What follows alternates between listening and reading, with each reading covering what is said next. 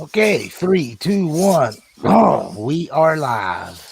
Hello, everyone. We're here for the Everything But the Kitchen Sink podcast.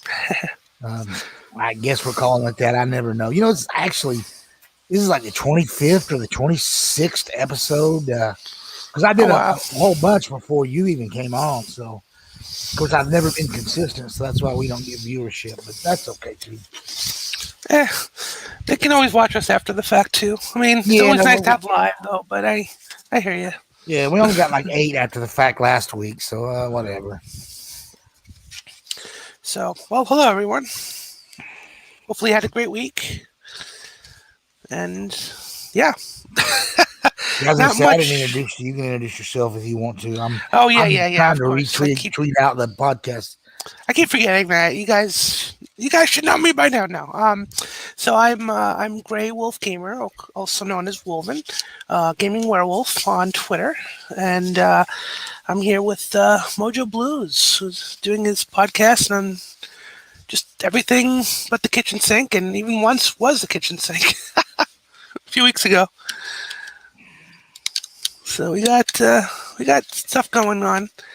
I don't have a whole lot of news this week for myself. I've been sick most of the week, so I admit I haven't really been keeping up with a whole lot. Oh, there's been a bunch. I got plenty for us to talk about, so All don't right, worry. cool. Yeah, it was I'm actually sure a I'm pretty aware good of it. I week. just can't think. My head's in a cloud right now. Excuse me.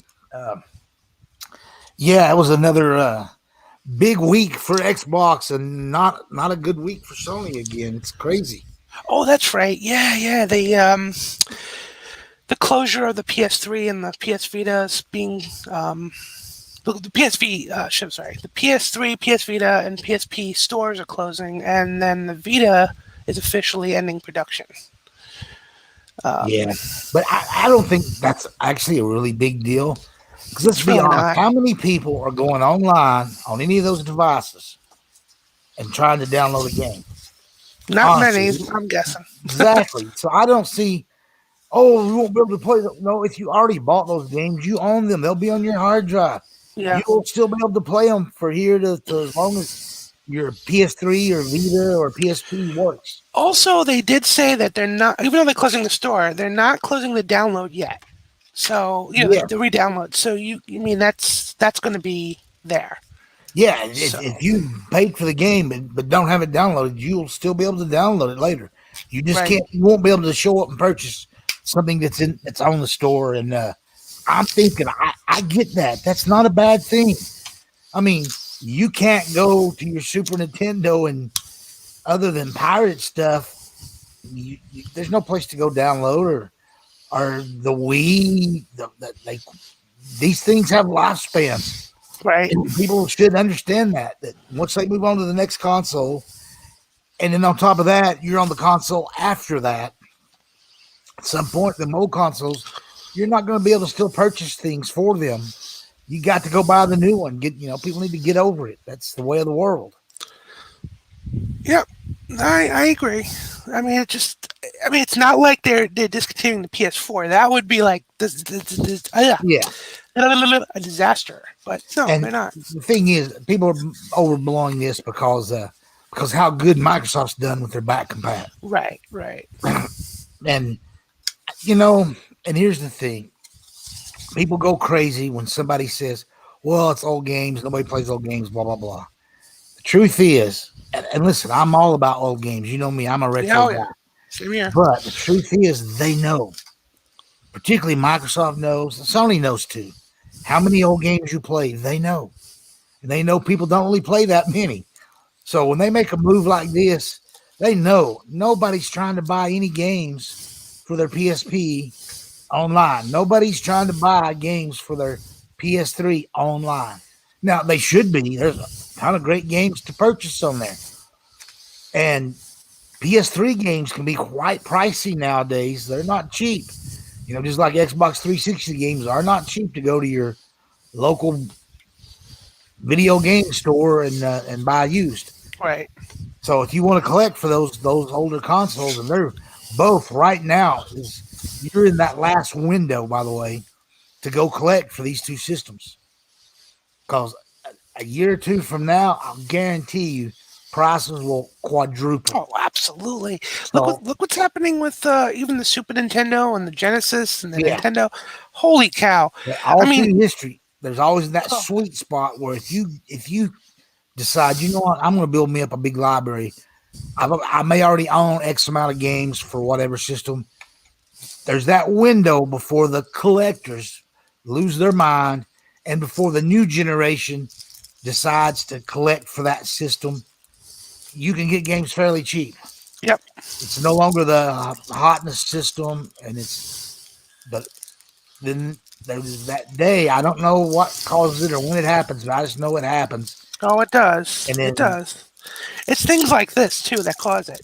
To be honest with you, so people are going to freak out. Now things are going to start going up in price, just like Mario. Even though, even though Mario, oh, that's another thing that happened. I forgot about that. But even though they delisted and stopped producing Mario 3D All Stars, was it Mario 3D? Yeah, Mario 3D All Stars. Everyone now is like, okay, we're going to sell our copies on eBay for $400.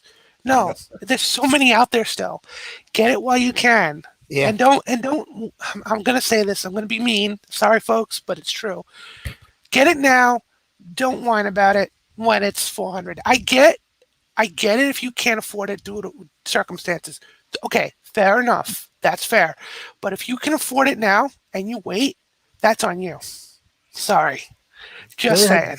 there have been times where I had pretty big collections for various consoles. For the Super Nintendo, particularly for the Sega Genesis and Sega CD. I had a pretty massive collection, but over the years, all just went away, given to my kids, and things happened. And then years later, I went back to start, recollecting for those systems, and yeah, the even crappy games didn't matter. I If they know. thought it was rare, the price was through the roof. And I said, well, you know what? I don't want a big ass collection of games anyway. With any given system, there's usually 20 or 30 games tops. That's absolutely must owns. So it wasn't that big a deal. And then, but even then, I don't know. Something happened, and then I discovered EverDrives, and then wow, I can have every game for that particular system. Technically, it's not really piracy. It's a dead system. I mean, it is, but it isn't.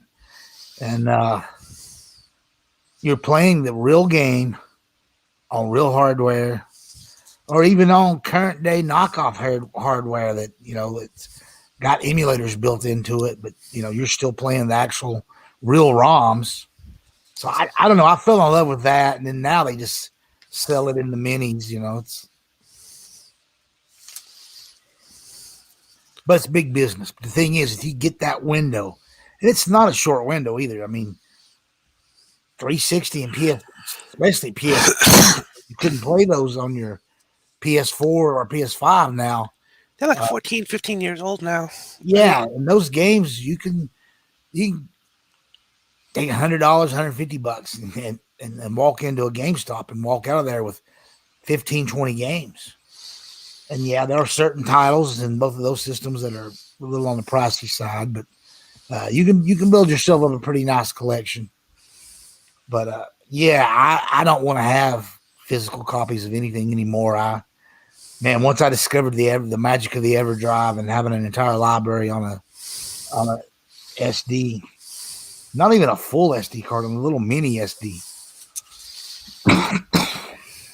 So yeah, there's that. Granted, that only gets you up to about, well, yeah, I have all that shit for the Wii, but I don't have anything like that for the 360 or the PS3. But that's not saying that kind of stuff's not out there. I don't have it for those systems. I have those systems. I got a day one PS3, a Fat Boy model that, speaking of back compat, that was up until the current Xbox, that was the greatest back compat machine that ever done. Yeah, went all the way back to the first PlayStation. Yeah, so you get PS1, 2, and 3, and it was a beautiful thing.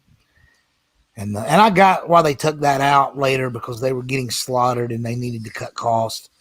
They desperately needed to cut costs on those PS3s, Yeah. and they did, and it worked, and they sold a whole bunch more, and then by then it took a long time there in that gym, but eventually they started moving software too. But yeah, if you go back and you look at the numbers for year 1, year 2, year 3, PS3 360s, holy cow! Some games like what's the big shooters, Call of Duties. There were CODs that literally sold 22, 23 million copies on the 360. It was selling 1 million, 2 million copies on the PS3. Oh yeah. Everybody talks about well, the PS3 came back at the end of the generation. Well, no, not really. First of all, they were mostly only 5 million behind the majority of the generation.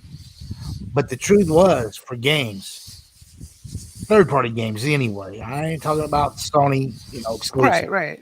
But the third-party games, the 360 dominated that entire generation, almost to the point, probably if almost as much as the PS2 dominated the generation before.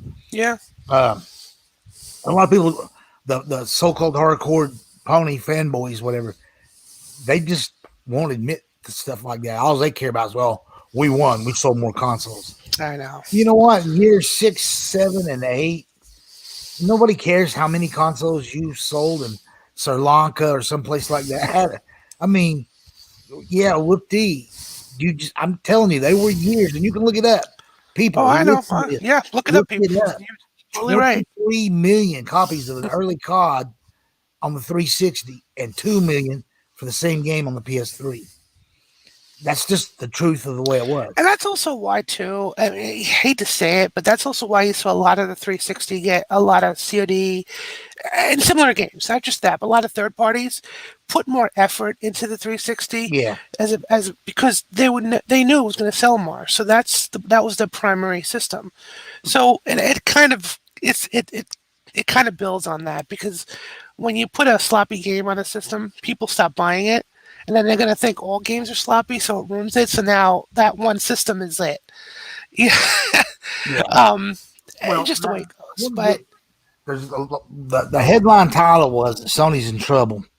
And I want to tie all this back to what's going on right now, because it looked like doom and gloom. The 360 did really dominate, especially on the games sold. Right. But Sony didn't panic. They reduced the cost of the PS3 down to almost nothing, so they could move more units. Good move. I mean, all consoles do that. They slim down and they do different things. Even the 360 did that. In fact, 360 had to do that because of the red ring of death. Yeah. But what Sony did was they doubled down on their studios. All right. After year 3, when they were still getting crushed, and they realized there was no coming back. Microsoft basically had already won that generation.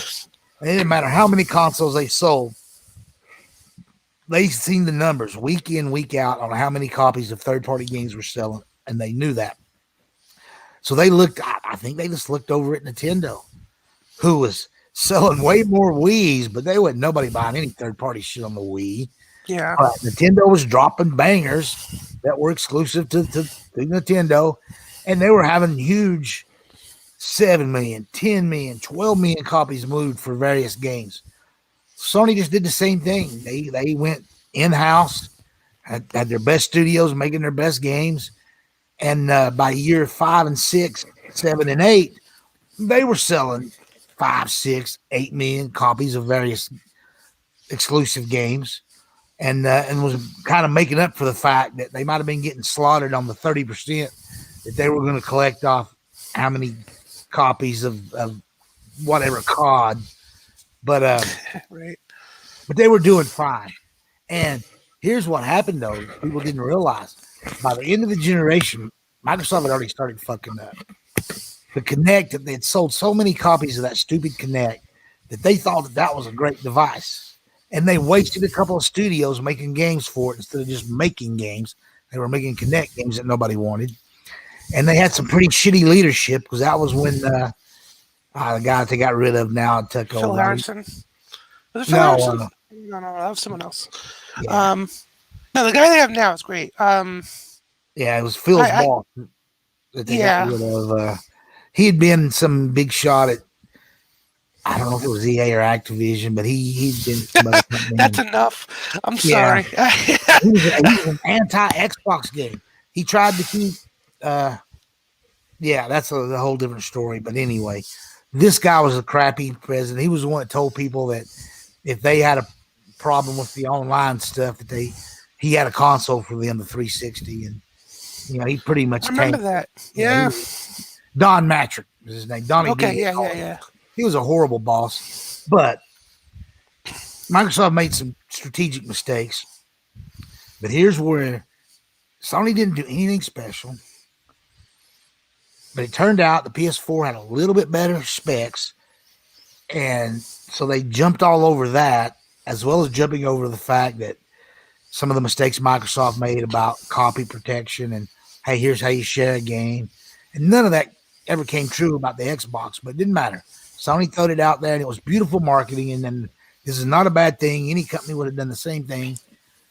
It was perfect. And then they relied heavily the first couple of years on indies. That's about all you could get for the PS4. And Microsoft had a few indies, but not nearly the amount that was going to the PS4. Right. Microsoft did have some banger games, but all people talked about was resolutions and crap like that. I know. And yeah, but then the bangers came because Sony had doubled down on all those studios, started producing good games.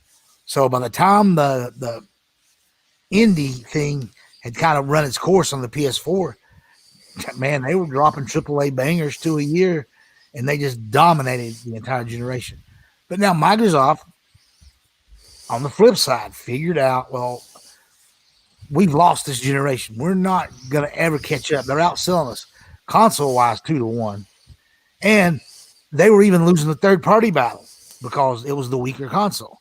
So for the mid-gen upgrade, they made the Xbox One X more powerful and told the fans this was to make up for the shitty Xbox One. And it was pretty cool, them admitting that. And it didn't change anything. I mean, Sony still dominated the rest of the generation. Right. The other thing that changed was Microsoft started buying up all these studios. And then they come up with Game Pass. And they flipped everything. And now they're actually the dominant force in gaming right now.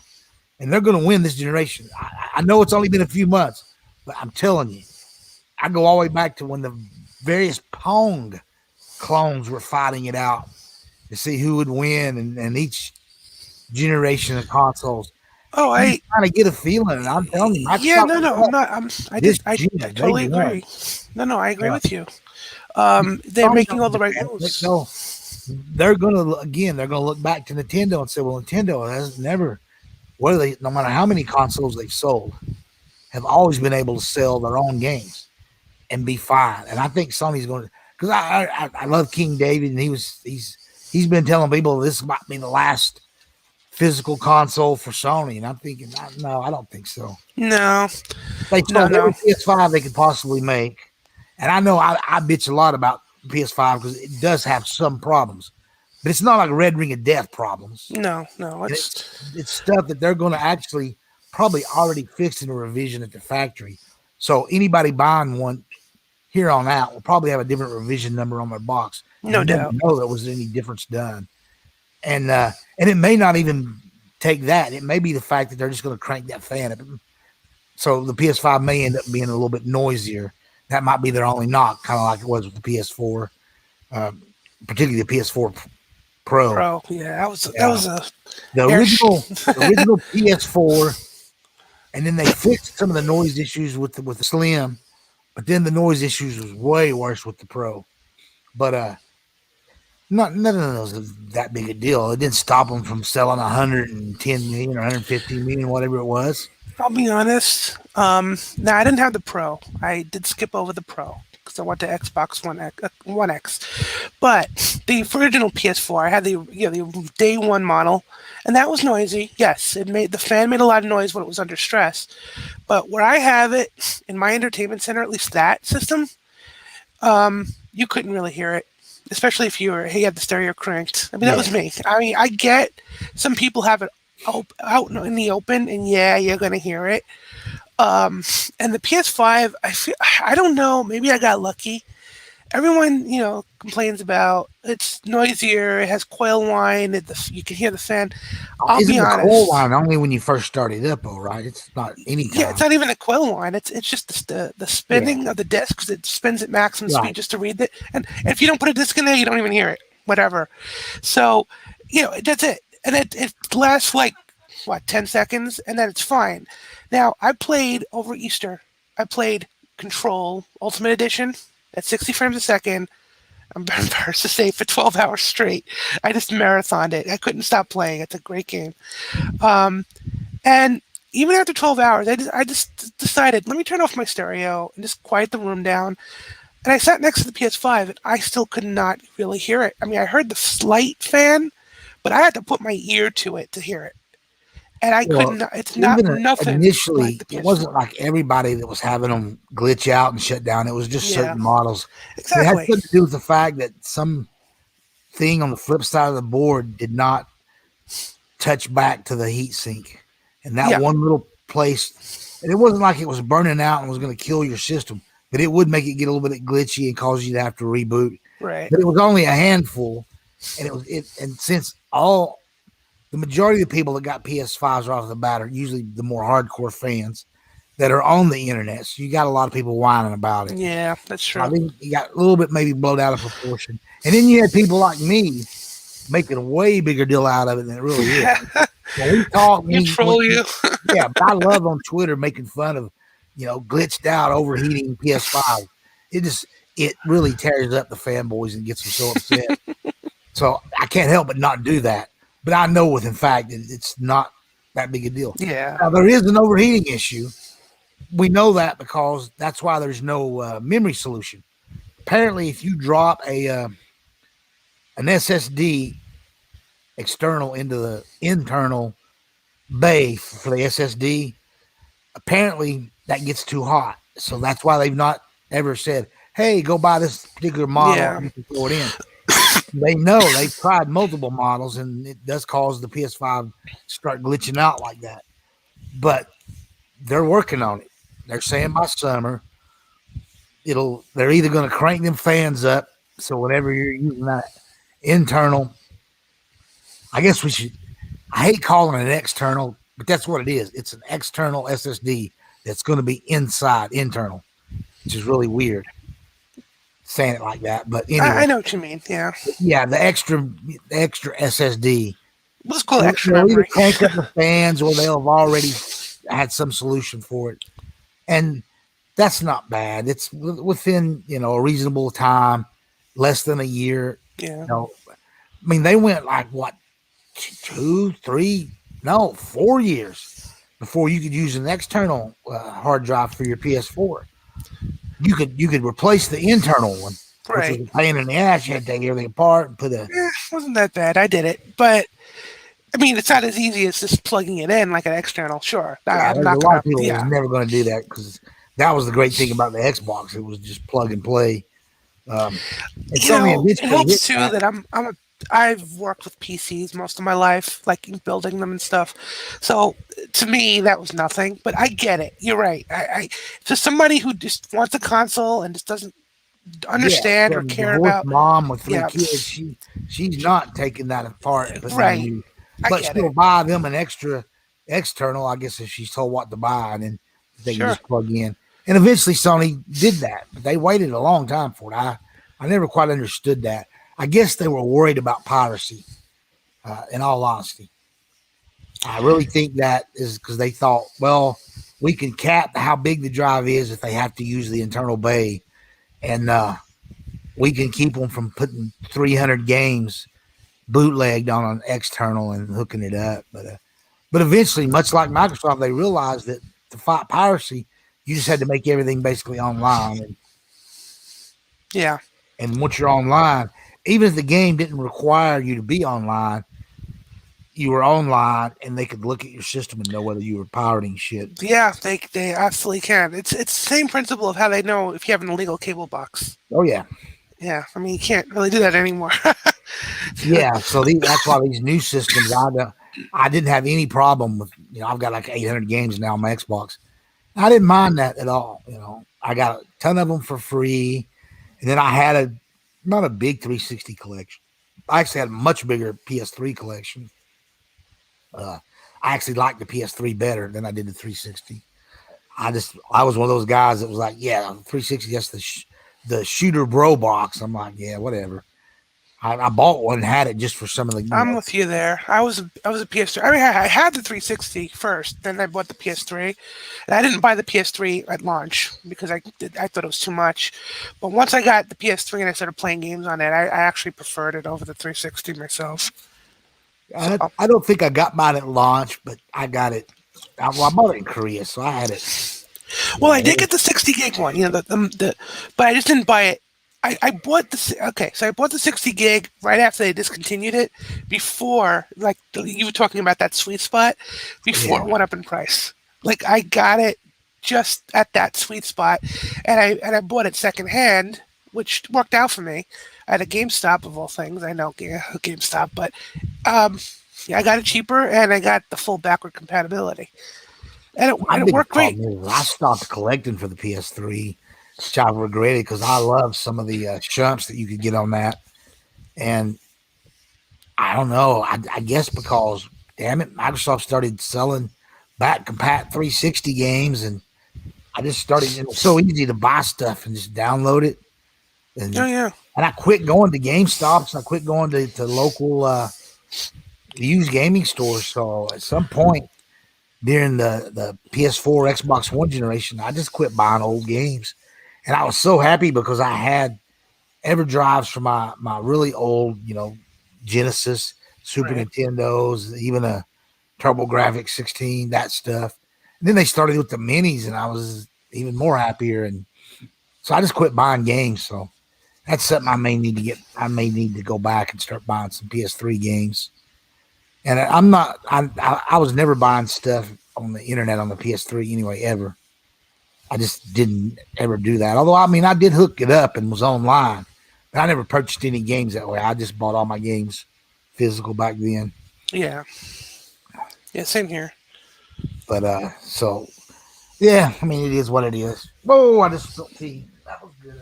Yep. We're okay. Keep going. You take over for a minute, though. I gotta get us Yeah. out. No worries. So, but yeah, just for those. So my experience with the PS5, I just want to throw this out there. I don't have the Series X yet, but I will have it eventually. It's been good so far. I mean, I've been. If anything happens, of course, I'll I'll be the first to say anything. But no, it's been quiet. It ran well. I kind of purposely played for 12 hours too. I'll admit, just to test it, just to make sure if something goes wrong, and now's the time before the warranties expire. But I'm good, and thankfully, knock on wood, I don't have drift on my DualShock or DualSense, excuse me, controller yet. That concerns me because I did have it on the Switch. Although I got to admit, I've been lucky. Only one of my controllers, and I've had the Switch since day one, has developed the drift, and I was able to replace it and fix it very easily.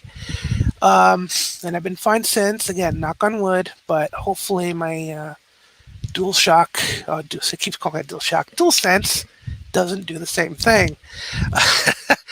the I'll be honest, playing Control is a pretty intense game. So you are really smashing buttons on that. And I don't mean like button mashing. I mean you're constantly dodging and trying to get the enemies, and aim for them and doing all the cool tricks you can do. You're hitting a lot of buttons, and it is using on the PS5. It is using the force feedback on the sticks. It's not terribly intense, but it's enough you can feel, the pressure when you try to fire a gun off certain guns. So I do worry about, the drift, but fortunately it hasn't happened yet. Of course, now that I say that, I'm going to play like tonight or tomorrow, and it's like, oh, there it is. I do have a backup controller just in case, but Yeah, I was gonna say I wouldn't worry too much about that. yeah, I've been lucky over the years. I've never had a console break on me. I've never had mean, I've had controllers wear out. I mean, if you play enough Oh physical yeah, I mean controller, it's gonna eventually they happen. wear out. And Yeah, but right now, I mean, I'm putting it through its paces. I mean, and I can figure, like I said, I pick on Control because it's an intense game. I don't know if you've played it yet, but if not, yeah, I I have. I've recommend. got it for the Okay, Xbox. yeah, it's great. It's a great game, but very intense, especially when you get to the end game. I beat the game. I'm actually going for the platinum trophy now, but it's. I mean, that will put stress on your controller. So I figured, okay, let's see what happens. And so far, so good. But I think you're right. I think I'm fine. Plus, too, I'll be honest. I've seen the way some people treat their controllers, and I'm not saying this for everybody. I just want to make that clear. But the way some people, like, especially like with Smash Brothers or something, they literally smash their controllers. I mean, I can't explain it better than that. I mean, I get that's the whole point of smashing, but to me, that's just I don't know. Some people they're rougher than they think they are with their controllers. My kids, when I started letting them play video games, one of the first things I did was my controllers I kept put away, and I always bought like some third party, really crappy controllers for the kids to use. Yeah, Yeah, I just yeah, like, but I I'm hear not you. letting them kill my controller. Yeah, And I've seen a lot of used controllers, like in these used game shops. Oh my god, I don't know what they did to them, but it's like they're sticky. they're they're yeah. beyond filthy. I mean, no, okay. And then these are probably the people that are like, "Yeah, my controller broke after 5 minutes." I'm like, well, what did you do to it? I was super gentle. What do you consider super gentle? Throwing it off the Empire State Building? Just saying. I mean, again, I'm not saying this is everybody. There are always a defective controller or two out there, and you said it earlier.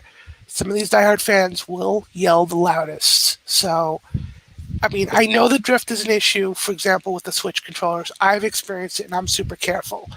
So, yes, that's a fact. Nintendo says there's not, but yeah, Yeah, we know they better. can say whatever they want. I know it to happen. I mean, 100%. Now, I haven't had it happen to like 16 controllers, like some people claim. It's only happened with one, and I was able to actually replace it. Because I took the Joy-Con apart and I replaced the analog stick. Very easy to do. Great YouTube videos on it. But again, I that's me as a PC tech guy. I know what I'm doing. A lot of people don't want to be bothered with that, which that's perfectly acceptable. But Nintendo does need to address that. They really do because it's clearly an issue, and we'll see what happens with their next system Yeah, or upgrade or whatever I they was decide to do. shocked that even when they went to the little mini version where you can't remove I know the joy, those have it. They didn't even change anything. I guess they were like, no, we're that gonna. sucks because you have to pull your whole system apart to do it. Yeah, I I was. yeah. I guess if they fixed it, they would have to admit that it was an actual thing. Well, They just said, they nope, could do a we're not ever admitting to this. they could do what you were saying earlier. What Sony would probably do a quiet revision. Just Yeah, fix it, done. You know, yeah, no one would even know. but nope. You can actually do a revision and just put the new revision number on the box, and you don't actually have to tell anybody what you did on that revision.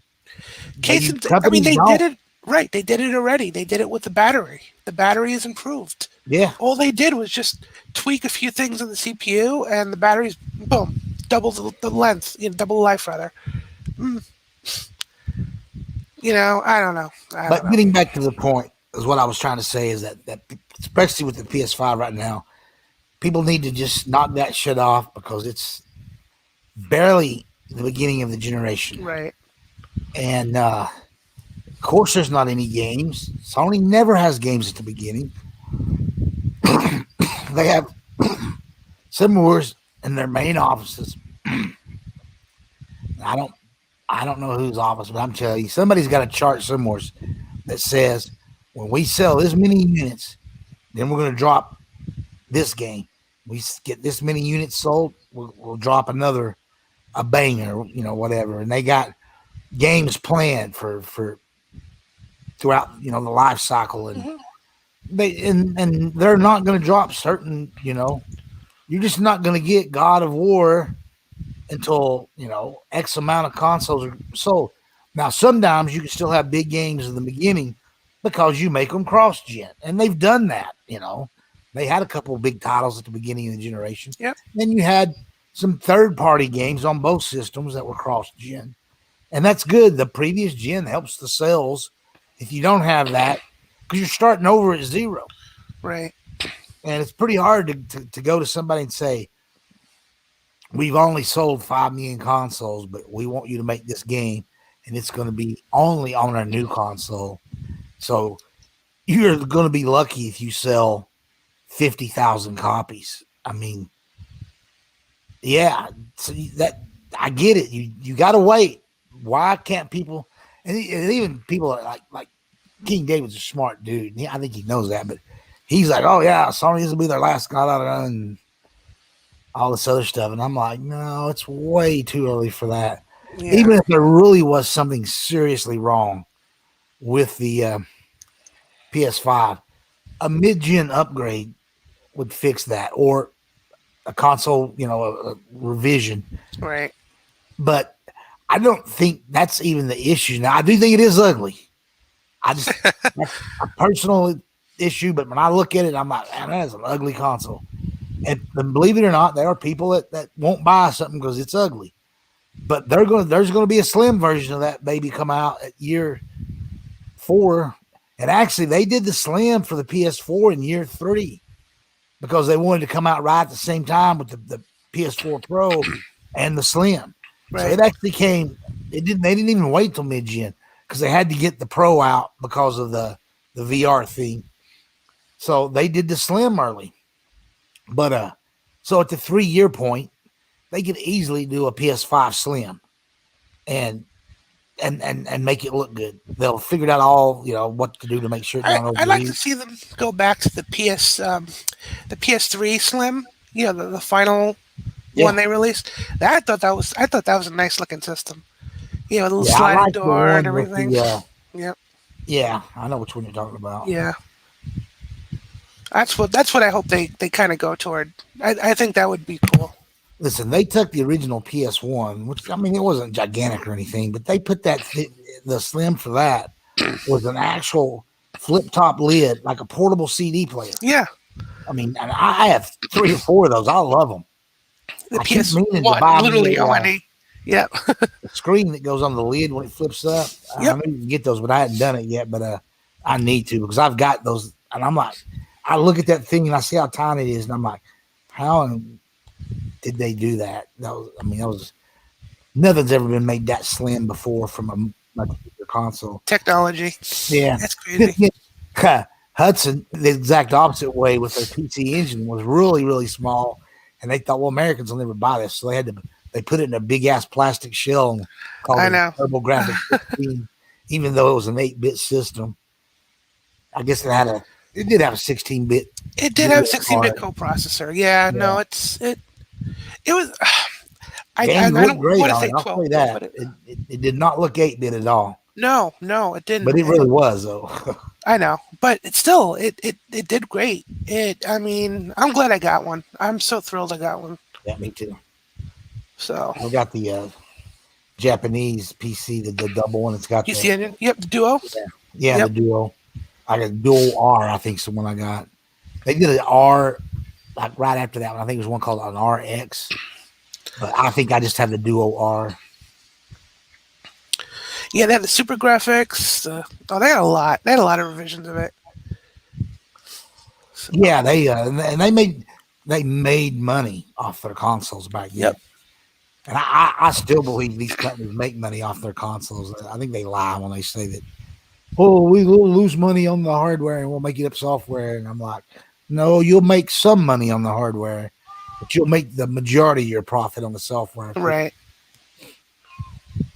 But yeah, that's always an issue. But I'm like, no, I just don't think they sell them at a loss. But I could be wrong. I don't, I'm not there in the boardroom when they're designing it, and they got to tell their people.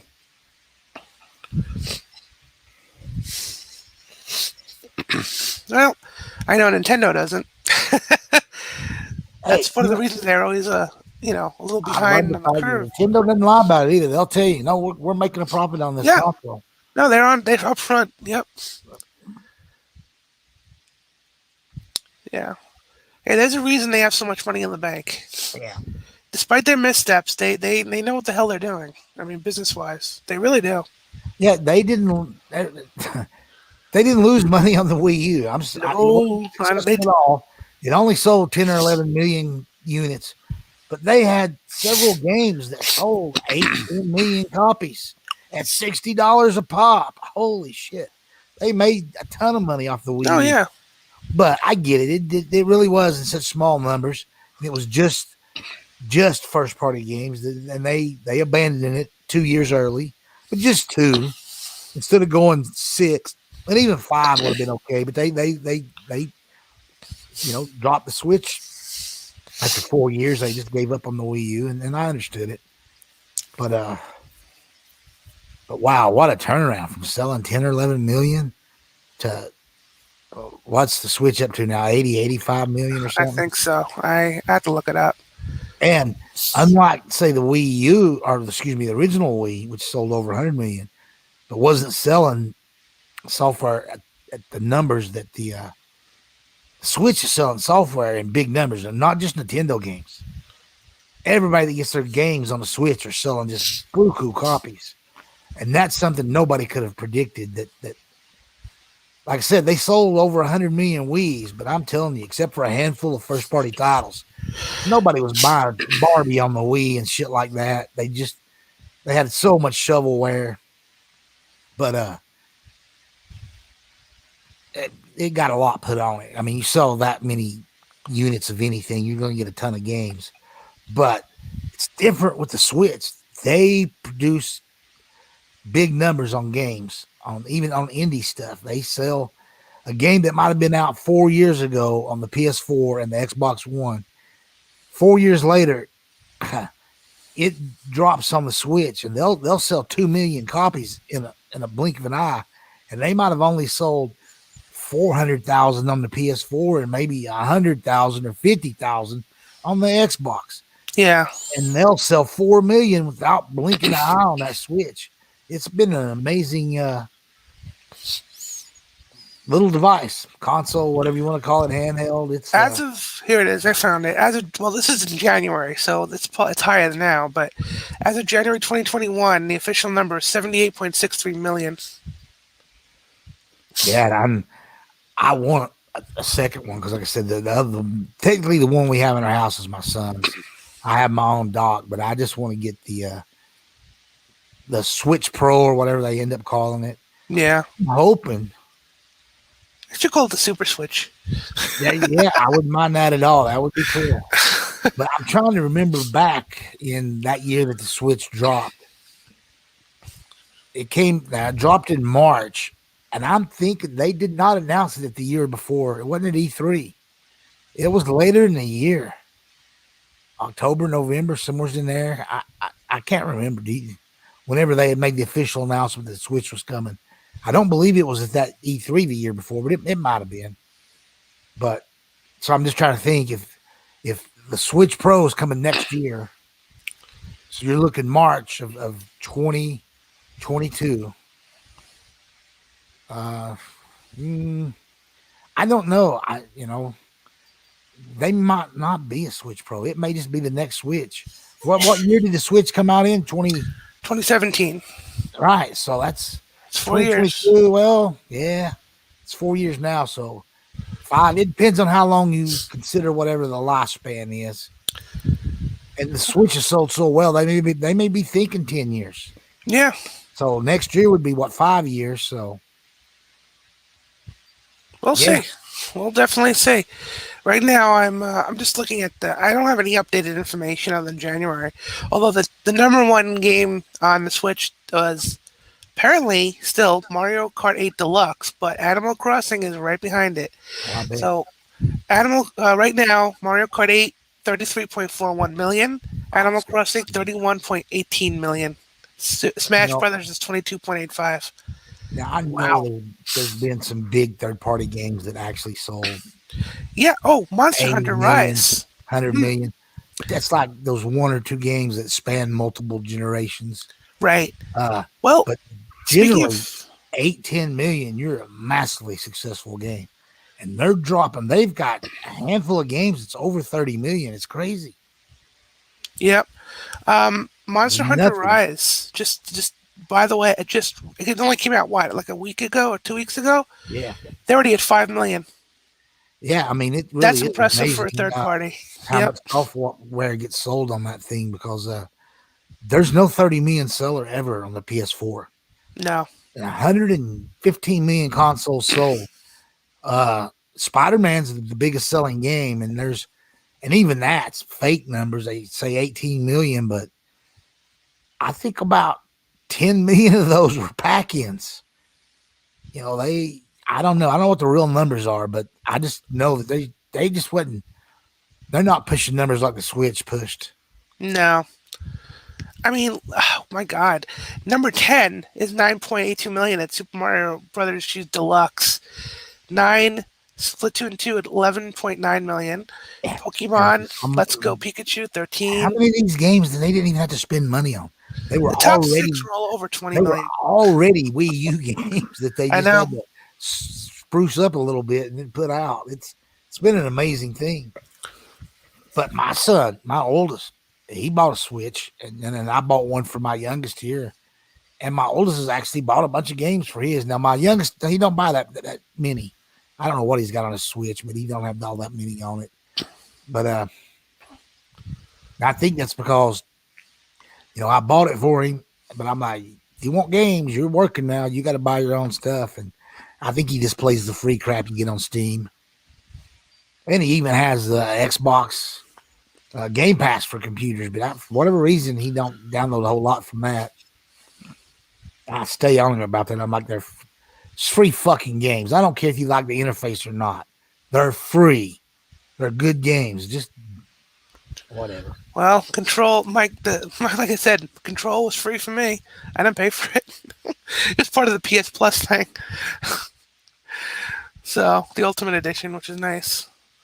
Just as an example, I mean, of course, Game Pass is all sorts. I'm not comparing. I'm just saying that you're right. Free is free. Yeah. So, And they have to do that, right? It's the beginning of a gen. You got to keep your customer base happy, and until you get those new games dropping on, and even Microsoft doesn't really have any new games. They have a lot more games available because of what's going into Game Pass. right. So it makes it seem like there's more games when there's really not, because most of those same games are available for the PlayStation. You just got to buy them. Right. So that's the real difference, and I get that. That's how Microsoft, to make money, that's what they had to do. They had to go subscription service route because they really did get beaten up pretty bad last gen. Um, yeah, they got beaten up really bad. So, but this has worked for them, and it really is genius. I mean, if you just keep things simple, $10 a month subscription.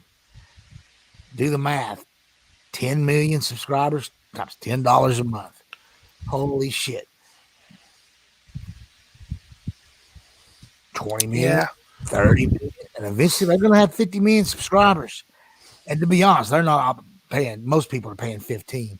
But even if you split it in half and say $12.50 a month, do $12.50 times 50 million. Holy shit. That's a lot of money.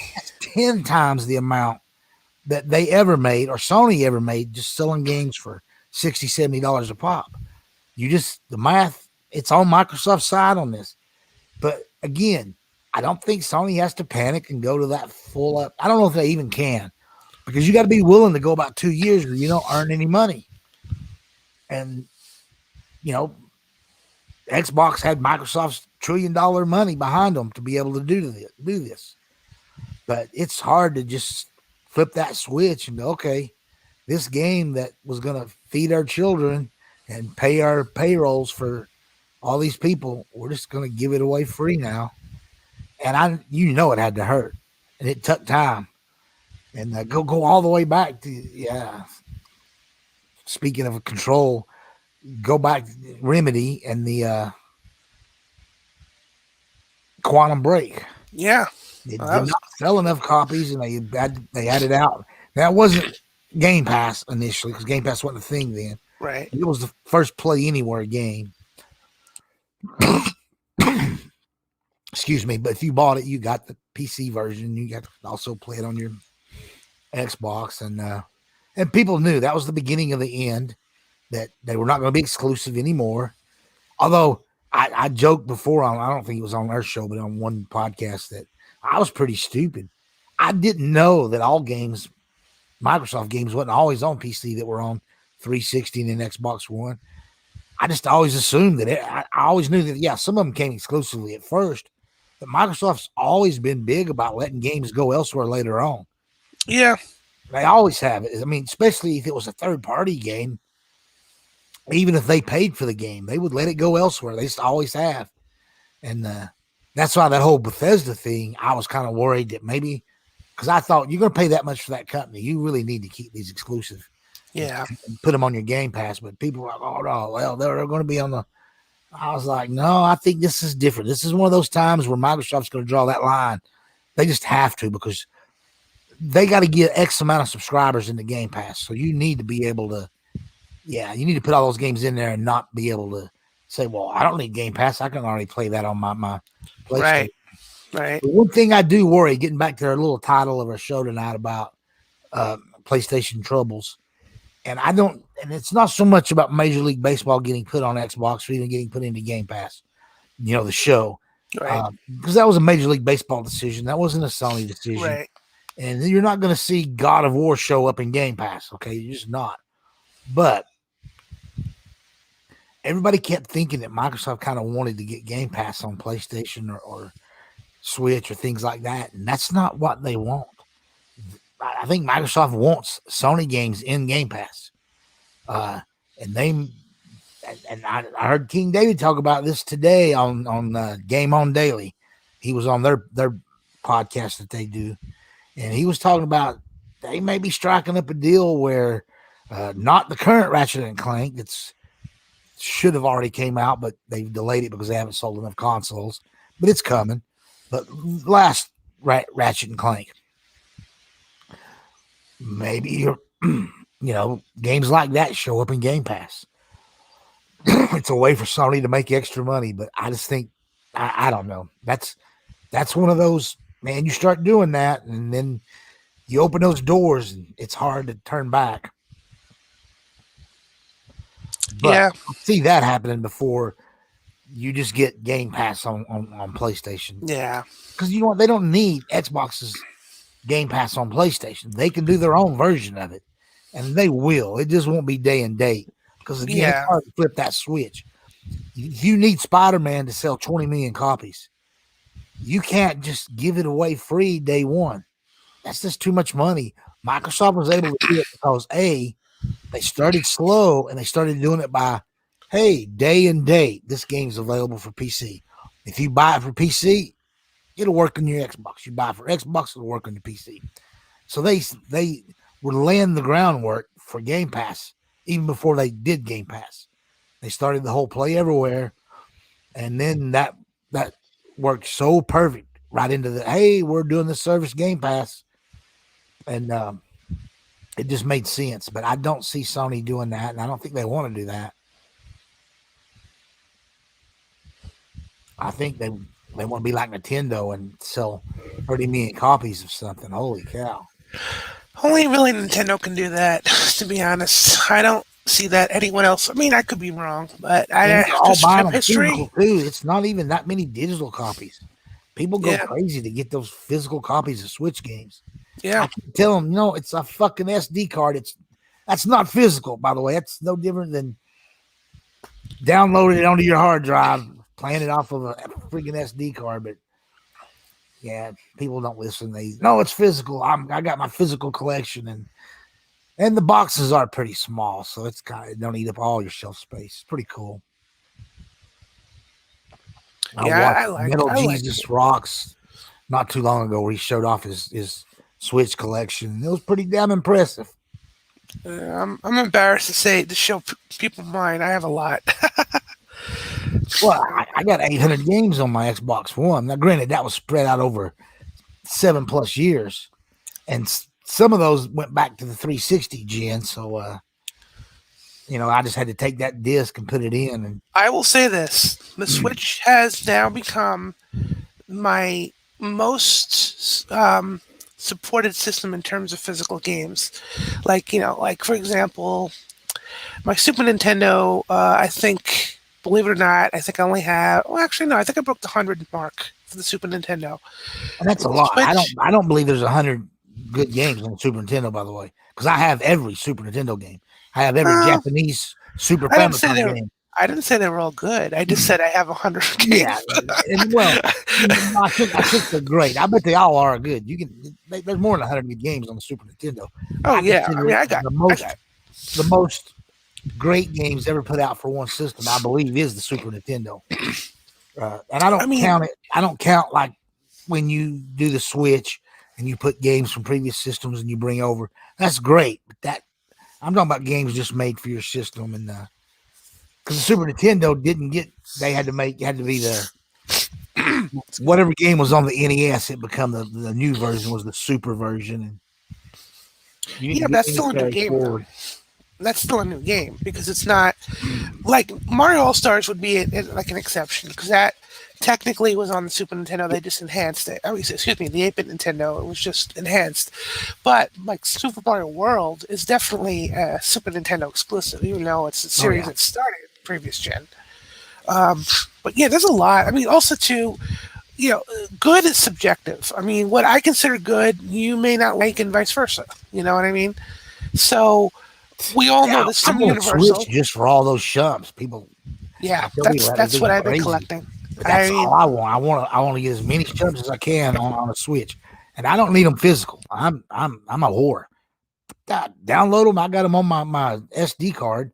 I'll just get whatever's the largest size, and I can have one card that just have shumps on it. I can slap it in, and when I'm not playing those, I can pull it out and put it in my safe, yep. and then slap another SD card in for I'll tell you for all the something. other stuff. What's really neat, and this is something like a lot of people don't realize, like with the SD cards and the Switch. Anyway, I can't speak for any other system, but the Switch, when you download a bunch of games in your SD card, if you wanted to simply switch SD cards, for example, you wanted to maybe upgrade from a 128 gigabytes to a 256 gigabyte card, all you do is you put it into your PC, or get an adapter, put it in your PC, copy the thing, just copy it to your hard drive, and then copy it back to the new, the new SD card.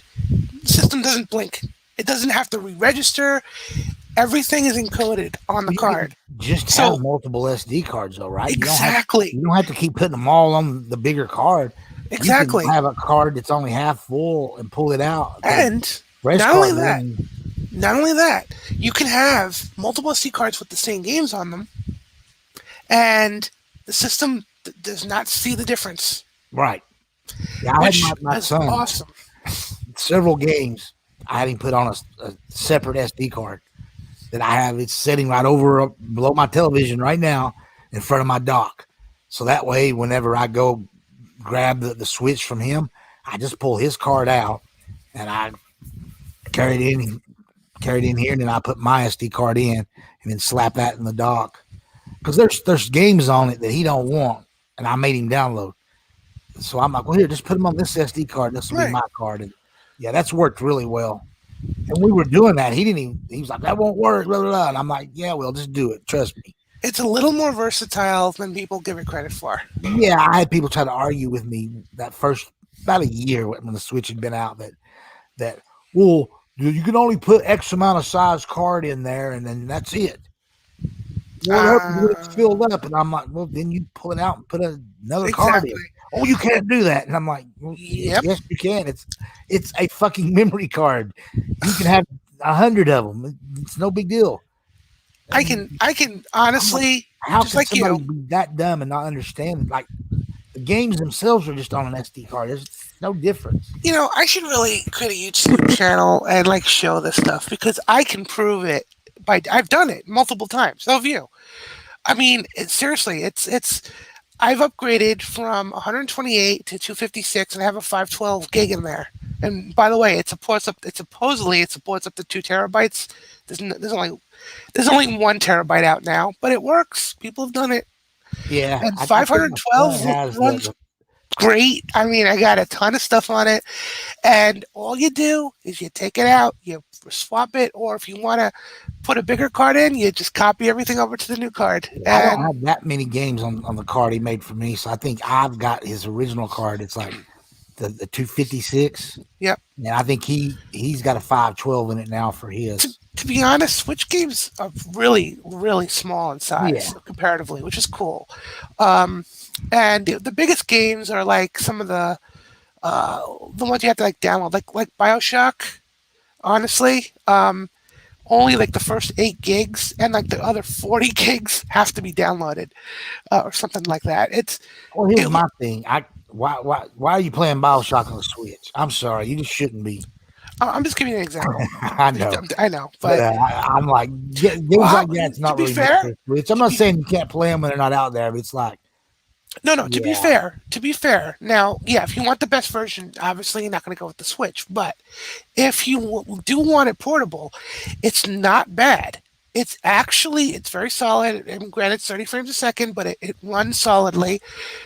I dare say it runs just as well as like the 360 version that you probably used to, and it has all the enhancements that they included. I I just mean, for I'm not a portability, handheld guy, so I only want Switch for. That's why yeah, I'm waiting for the Switch Pro because I want it to be 4K, more yeah. 4K compatible. I mean, I've got my Switch docked now to a 4K television, No, but I understand you want the but upgrade, but for those people that do want it portable, it's not a bad version. It's not a bad version at all.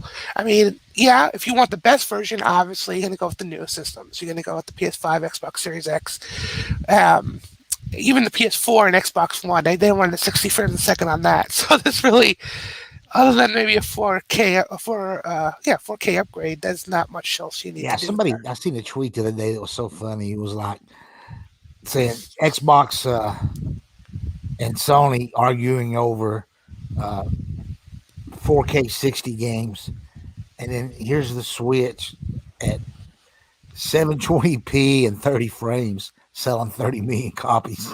I know. It's a pretty funny tweet. It was like, yeah, I get it, but I actually can. Some of the games do look a little. That's a big jump, okay, from 720p up to 4K, and Oh yeah, I mean, they look a little.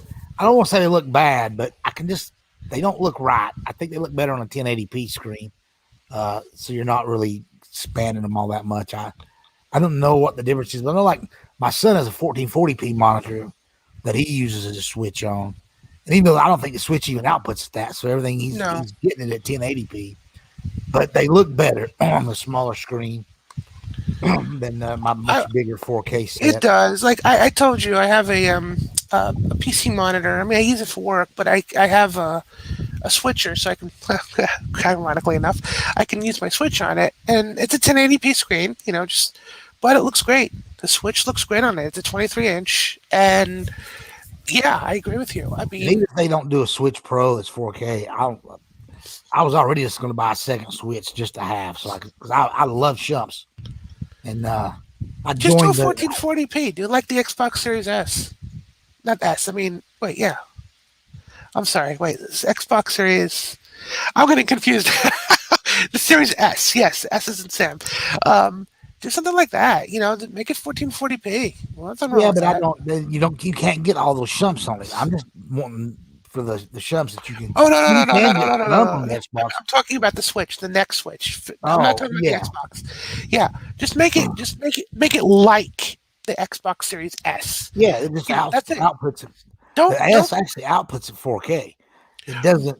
It's right. upscaled, but But it's upscale. Same right. thing. The Switch, just like the Switch, always outputs at 1080p, even if the game doesn't run at Right, and 1080. it forces your TV to do the Yeah, upscaling, and it's okay, but you can tell when it does that. It's like right. a It's a softer image. It right. is. I was almost say almost looks so stuff looks a little faded, but that's not the right word. But this is not as sharp as but whatever. It's fine. Stuff still looks good.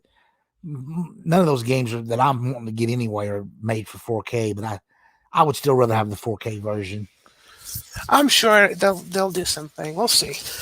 Either way, but yeah, Yeah, my PlayStation money is like in a I've frozen it myself, not to spend it, and I'm telling you, if Nintendo announces soon enough, Sony's gonna lose my money because right now there's not been anything that's made me where I've got to have a PS5, right.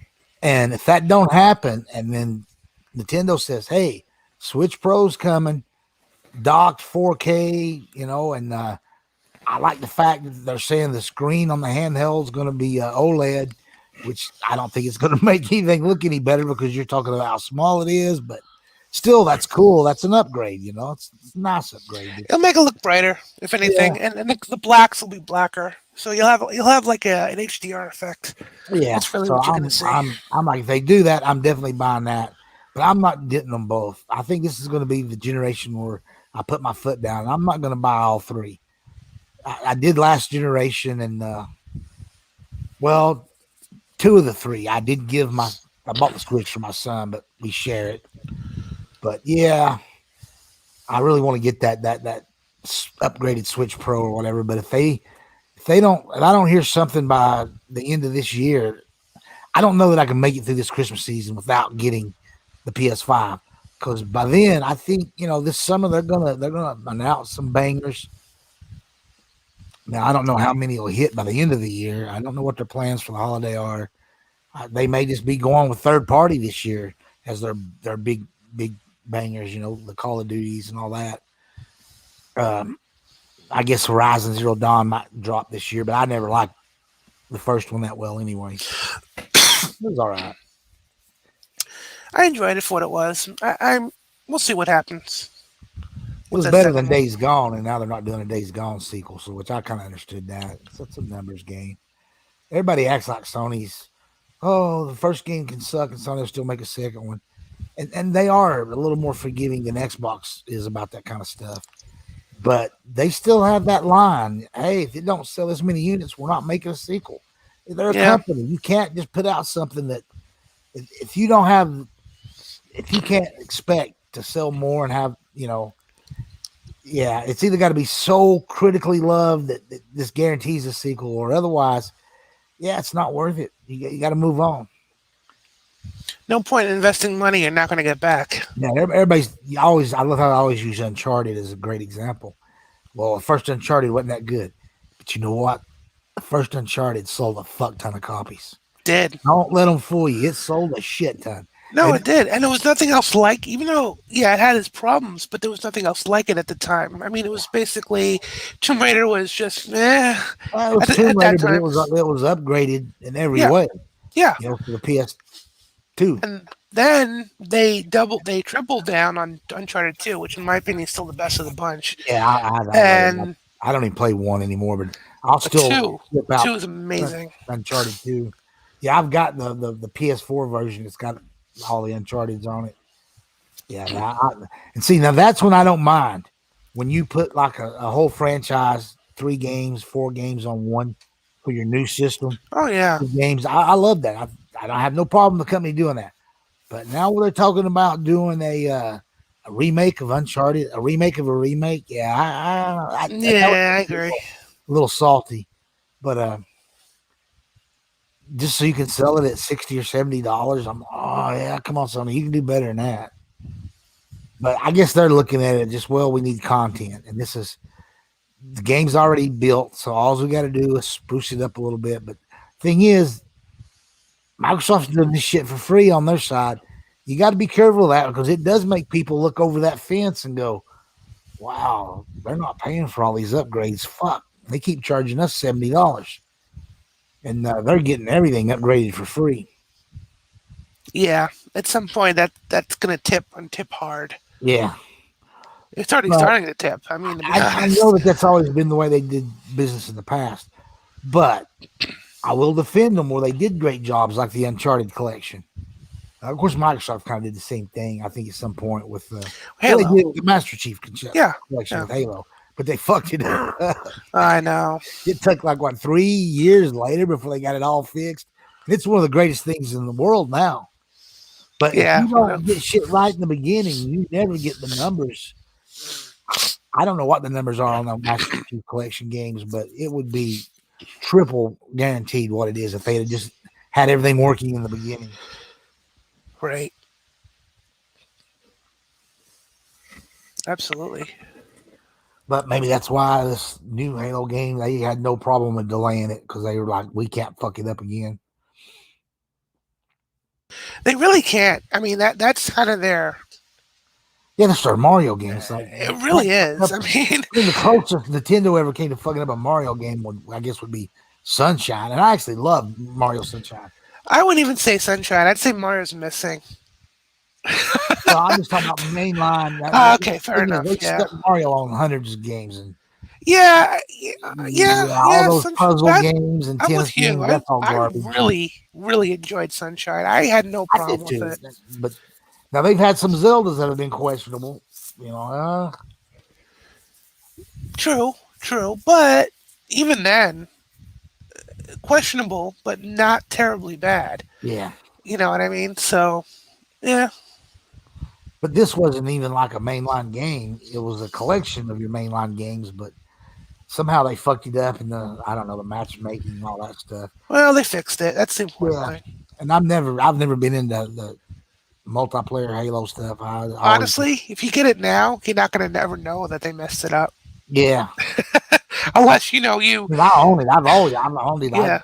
But I only play through the campaigns and Unless you got the first generation disc and you never downloaded the updates, but you can't, because if you don't download the updates, you can't play online. Yeah. So whatever. I've always been more of a Gears of War person than a Halo, and again, yeah, I agree. Campaigns. I'm more. Yeah, I enjoy Gears of War a lot more than Halo. I don't know. I like Halo for what it is. I mean, I'm not knocking it. It's definitely made its mark, and it's I liked Halo 3 of the bunch. I mean, they were all decent, but yeah, Gears of War is much better in my opinion. Just one of my favorite stories was I was on temporary duty in Korea, and I'd been out drinking all night and partying and all that kind of crap, and I had a friend who used to be in the unit I was in. He was now stationed over there. He lived over there, and I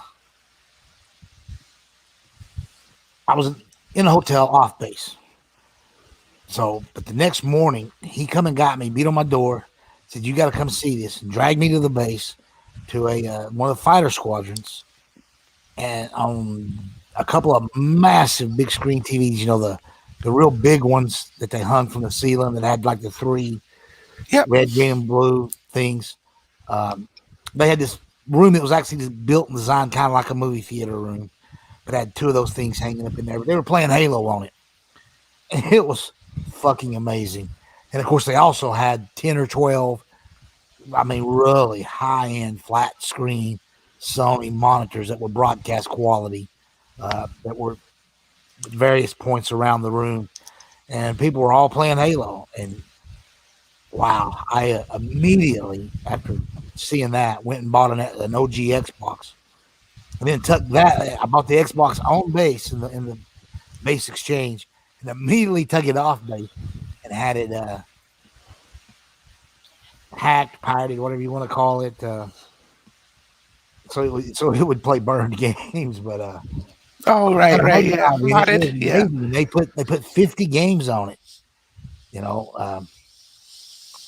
I can't remember what they charged me, but it was pretty cheap to have them to fix it, and then to put all those games preloaded on it. The Xbox is pretty easy to hack and mod. It really is. Before they had soft mods, though, this was a hard mod. I mean, they went in and did the hard mods. Right. But even then, what was really cool on it is there was a switch on the side, a little toggle switch that when it was pushed back, made it on, and when you pulled it forward, then you could go online. It was now off, but you could go online, and then no one would know you were playing a modded Xbox. That's cool. That's actually awesome. Really cool. My oldest son, God love him, the first time he ever moved out, he took that Xbox with him, and me being a father, not understanding that he would think that was meaning it was his forever, and some point he sold it or got rid of it. I don't know, but I was mad as hell. He's like, no, I let you take it, but I wasn't giving it to you. Fuck, it was mine. Uh, But then I already had another one that was hard modded and had a 6 terabyte hard drive, which you're not supposed to do. It was way too big, but the guy that was doing the work for me made it work, and I still have that one to this day. It's pretty cool. I've got every OG Xbox game on there already on the hard drive, and I can't remember if it's a 4 terabyte or 5 or 6 or whatever it is, but it was 2 terabytes bigger than what was recommended. I think 4 was the most you were supposed to do, but all the games wouldn't fit on a 4. And I didn't want to try to pick games and say, leave this off or that. I was like, no, I want them all. Fuck. And so he did something to make it work, and keep my fingers crossed. It still works to this day. Hey, yeah. I mean, if he did either partition or even like a firmware update, I'm sure you're fine. Yeah, like I said, I don't know what it is. I do know that the if you play the emulators on it, I had trouble with some of those, and I never knew if it was just the emulators that he used, and some of them weren't perfect. And other times I could be trying to play, say, a Super Nintendo game. Sometimes it'll just bounce out of it and weird things will happen. And I shouldn't say Super Nintendo. Those all play fine on it. It's some other systems games that, for whatever reason, the emulators wasn't like the best in the world. And I'm like, but I didn't buy it for that. I don't want to play those emulated games on it. I just play the actual OG Xbox games that are downloaded to the hard drive. And it's, even though there are a few HD games on the OG Xbox, 99% of all the games were meant for standard definition television. So I have that particular Xbox hooked up to a CRT. But it's on a Sony particular model that I have that I like. I think it's 25-inch. It's kind of big, but it's not too big. And I think what was arcade monitors back in the day was usually, I think, 26. So this is pretty close to that. And it's flat screen. And I've got a Wii with a hard drive that has all the GameCube games and all the Wii games on it. Then I have all the Xbox games. And that's the only 2 systems I have hooked up to this TV. And that's a lot of damn games. Every GameCube game, every Wii game, every OG Xbox game.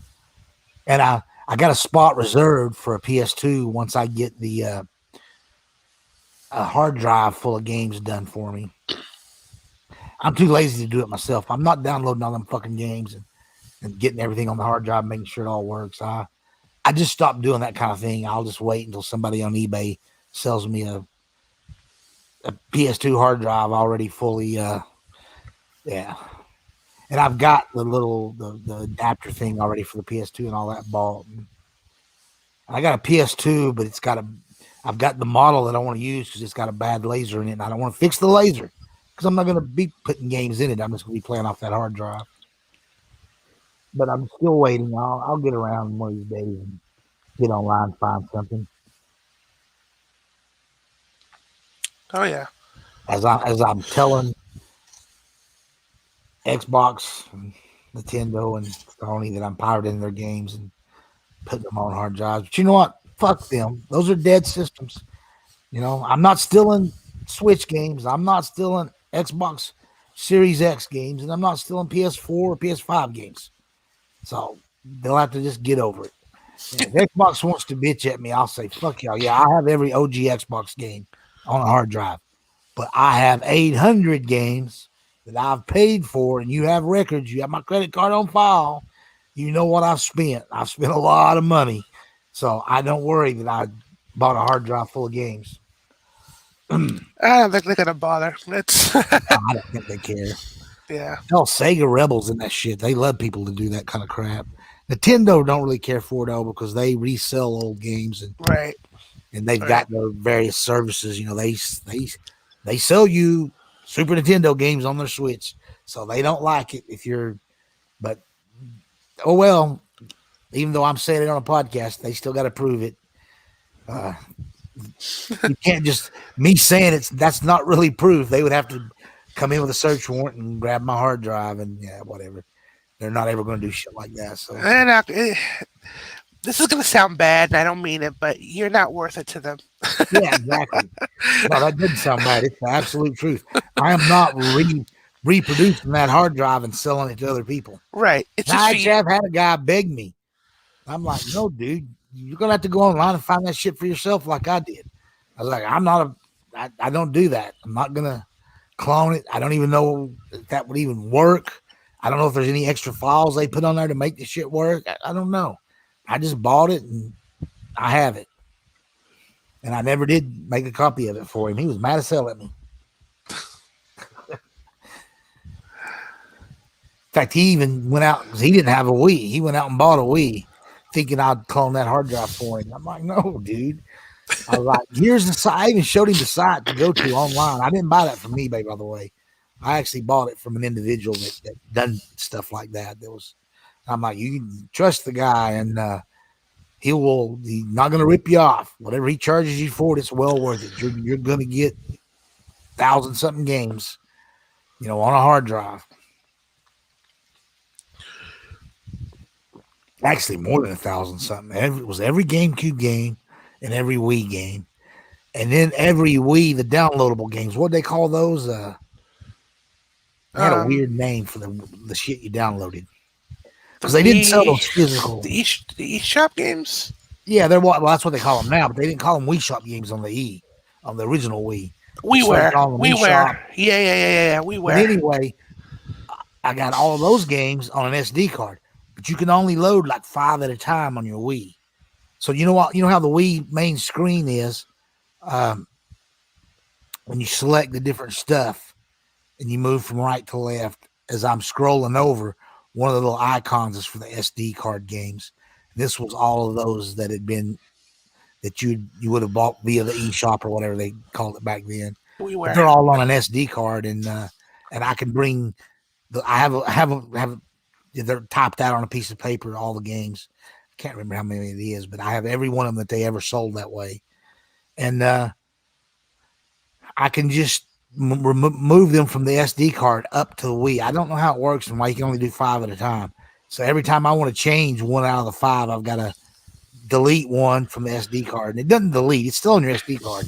It just deletes it off your Wii. It's weird.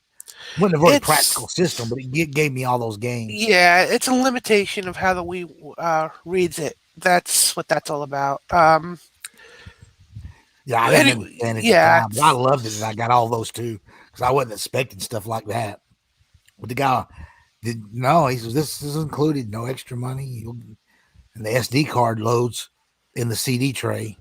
There's like a little slot he put in there. It's really cool. And then he sent me a black Wii and then a black matching hard drive. It's pretty awesome. That's cool. Yeah, it really is because that's a lot of games. It really is, and they look. And the thing is, you can put those on an HD TV and they look great, or on what I have them on is an old CRT. But it's pretty cool. Yeah, that's why I'm mad at Nintendo for not doing a GameCube Mini. Those things would be fine. They'd come out in 720p and go right to your HD television. Oh yeah, they're missing out, and I just don't quite understand why they've not done that. I kind of understand a little bit for the N64, but even there, to be honest, I don't truly understand that either. You could put 20 N64 games that were all Nintendo, or maybe one of the few third-party games that was on that. My theory is the controller. Replicating that controller is probably a pain in the butt. Yeah, but there's plenty of people that sell those. They even sell a mini version of it. Well, I can't think of the name of the company, but there's a real good third-party company that does. I think I just talking about. Yeah, you're right. Controller. I don't know. I don't easily use that, license that as the controller, and do them. I don't know. I guess they don't realize how much. Maybe they make more money by selling it through the eShop on the Switch, those kind of games. And I know they haven't got around to GameCube games yet, but at some point they will be. Whether it's on this Switch or the Switch Pro or the next Switch. Well, maybe they're afraid that they sell it on a mini version that 5 years from now, they won't be able to use the online. Although I think they could still sell them online 5 years from Yeah, but that's not. Yeah, but you see, the problem with that is, if that were true, then we shouldn't be getting the Switch games because a lot of the Switch eShop, a lot of the Switch online games were on the minis, and yet they're still on Switch. now. Yeah, So and no, it doesn't really count. Plus, they were limited. The minis were limited run, and you can't get them anymore. So well, I don't think that's they an issue even at all. went back and made additional ones because I Right, but guess they got much crap thrown at them about the initial runs that they produced more. they Thank produced God I more, but bought they two. sold all of them though. I bought. I've got the NES one, and then I've got the Japanese Famicom version. Now for the Super Nintendo, I only have the Super Famicom one. I never did actually get the Super Nintendo one because it sold Excuse out me. on me too quick, and it didn't matter which version you buy, they all play the same games. And I just wanted a nice, clean Super Nintendo one with just. I've Sure. actually cut it down now. I think I only have about 600 games on it, give or take. At one time, I had the entire U.S. library on it, but you can't. What it is, you can't fit the U.S. library and the Japanese library. But there's only about 20, maybe 30 Japanese games that don't need to be in English. They're still playable that I wanted. So I put those on it, and then I started just going through games, and I'm like, I'm not ever playing that. Boom, gone. Yeah, Boom, gone. And then there's a lot of stickers. because it's a pain in the ass to get the matching box art to show up on the little. I'm lazy about stuff like that, and I have to do that much work. I just get so I did that with my Super Nintendo one, but I wish that's why I wish I'd have bought two of them though, because I've got the mini the mini NES one has got just the U.S. library, and I've got the Japanese Famicom one with all the Japanese games. But I would have liked to have done that with the Super Nintendo one also. But you know what I really like is those True Blues, those little sticks. Originally, that was only on the PlayStation Mini one. I've got four of those now. Each one has anywhere from 50 to 200 games on it. And I don't got to download any games. I don't got to do anything. I just plug it into the fucking controller port. And if it's a two-player game, each one of those came with an extender that gives you four extra ports. Nice. Yeah, so I've got, and now they sell that for the Sega Mini. And I guess technically it'll work with the Super Nintendo or the Super NES one too. But I know the port adapters do, but I've not seen a True Blue Mini. It's like a big long SD card thing, but they now have that for the Genesis. So you don't have to use the hatch The hack, key. yeah. Hack. I don't know how to pronounce I know what that. you mean. But it's a simpler, a little bit more elegant. You don't have to get those ROMs yourself. And believe me, I have all those ROMs for all those systems. I downloaded those years ago from various sites, and I have them on a couple of different hard drives. I've got them on a couple of different SD cards. I'm like, this is like money because eventually Nintendo is going to shut down all them sites. You're not going to be able to get any of those ROMs someday. Right. You know, Sega might not give a shit, but Nintendo does. And right now, you this day, I know of at least 10 different sites that you can go to and download the entire NES, Super Nintendo, Genesis, all the various libraries.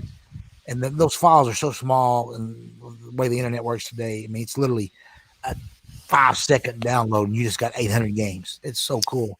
But here's the thing: I say I know 10 sites, but I know 10 more sites that are shut down. You can't do it there anymore. Right. Nintendo shut them down. And it's not like they just pulled the Nintendo game. Nintendo had the site shut down completely. And they carried like games for all kinds of systems. So I kind of realized at some point, yeah, I kind of might want to do this and then just throw it in a drawer or have an extra hard drive with shit on it. So Fortunately, the preservation is an issue. Game preservation, and that's part of it. Like I've been telling you, I'm not collecting games physically anymore. So for me, game preservation is getting those ROMs and having them on a working hard drive. So I love that. It's great. Absolutely. Well, sir, Yeah, looks let's like wrap it up. We went 30 Yeah. minutes long. We're only supposed to go an hour. And you know what? It didn't help on our viewership last week either, by the way. We only had like 8 people. Yeah. I was kind of hoping it would, but I did too. I was hoping to see 20 or 30 or something because we kept it down. But again, man, I got to be dropping some videos or something. I need to do something to get my YouTube channel built up. And then that enough alone will get more people to watch. sure. But and I kept thinking I was going to be on some extra podcast, and I'll just mention the show. Hey, Saturday nights, me and the Gaming Werewolf, blah blah blah, and I've done that, and that's not helped. So, yeah, that doesn't help. So I think I got to drop some videos right before you showed up. One of my neighbors was down here, and an old guy like myself, and I was telling him I do podcasts. And yeah, old people, when you tell them you do podcasts, and they look at you like, "Wait, you're old too? You do that?" Hell yeah, I do. But anyway, There's no age limit to that. I mean, you exactly. can And then I started explaining to him how people make money on YouTube, and I showed him like Sam the Cooking Guy video, and I'm like, yeah, he just had 874,000 people watch that. He just made a shit ton of money. Not to mention, he has probably 1,000 different Patreon subscribers that give him money. Yep. And he's like, and you can talk about anything, and I'm like, anything. You can do a show on anything. I was like, just make sure you got a webcam and just go for it. Yeah. I'm like, you don't even have to have a webcam. I'm like, you got a phone with a camera on it, right? I'm like, It's can crazy. do a video. It's crazy how the technology is. I mean, we're at the point I now. showed him a mic stand that I bought, and I'm like, see, look at my phone here. You put it right here, and boom, you can film a. I'm mad at myself. The reason I was just telling you that, and our viewers, that because I haven't been doing that. I've got an awesome tripod with an external mic and a place to hold my phone, which has an amazing camera. And these cameras are amazing on these phones. It's just I know. Oh they're God, HD, high quality. I mean, my God. They have HDR. They have 4K. I mean, it's ridiculous what they can do now. It's, man. And that's on that's just the phone. I've carved out a corner in my living room where I've got a computer set up in there that I'm not using. I use my laptop in here in my gaming hub area that I do the podcast from. But I think that corner over there where I've got a lot of movies and I can set up some props and make that my permanent stage setting just to do videos talking about either whether it's movies or games or whatever. But I've got a spot now. I just got to get off my lazy ass and. That's a conversation for another show. We need to get out there, man. I've already kept you 30 minutes over. So, plus, I want to watch some stuff. Yeah. I don't want to stay up all night. Next week we should probably talk about movies. There's a few movies I want to talk about. We'll do that next week, though. Yeah. Oh, yeah. I'm always good. I love talking movies, and I keep saying I'm going to bring some laser discs in and show off and flip on my camera. So I got a haircut yesterday, so I got a nice high top flat top. So I'll be looking good for all the ladies on the YouTubes there. Yeah, do it. Yeah, we'll do that next week. I'll drag in some laser discs and we'll talk some movies. All right, man. All right. Tell everybody where they can find you again real quick. Yeah, so I'm on Twitter, Gray with an E, Gray Wolf Gamer 1. Or the Gaming Werewolf, a little wolf icon. You'll see me, and just feel free to friend me or message me if you want to talk. I'm pretty open. And as always, they can find me on the Mojo_Blues1, both Twitter and YouTube. And YouTube, I've probably got 30, 35 podcasts that are on my channel there now. That's all it's on there. I'm not dropping any videos, but it's time I started dropping some videos, and yeah, I keep saying that, but we'll see. It's one of those things where I guess you gotta, once you force yourself to do it, it'll then I can get some content on there. Yeah, once you start doing it, I think you'll see more, and also you'll be able to kind of get your own groove going, and you'll be able to do it with some kind of consistency. Thing is, I'm not going to do gameplay. I'm not buying a capture card and all that. I don't really get that far into it, but I can do a game or two review, and I guess. Technically, I could pull some footage. That's what people do, by the way. I watch even some big time people, and I've been watching their gameplay while their podcast was going on, and then I'm like, wait a minute, that's just a fucking video. They're pulling that off Xbox's channel. That was from a show, and then they just they get 20, 30 minutes of footage, and then they just put it on a loop. Then they drop it into that little section of whether they're using StreamYard, which I can't do that on their StreamYard, by the way, because I'm using the free version. But I guess I could pay the one-time fee and get a year of the paid and do it. But we'll talk about that later. That's not for on the air talk. No worries. All right, everybody. But Thanks for anybody thank you. watches this later. Just All right. leave us some comments too. That Oh yeah. thing you want to see or hear, let us know. We take all sorts of comments, criticism, and compliments. So feel free. All right, man. Thank we'll you, do everyone. it again either next week or the week after, whatever works for us. And have a wonderful night, everybody. Yeah. Take care.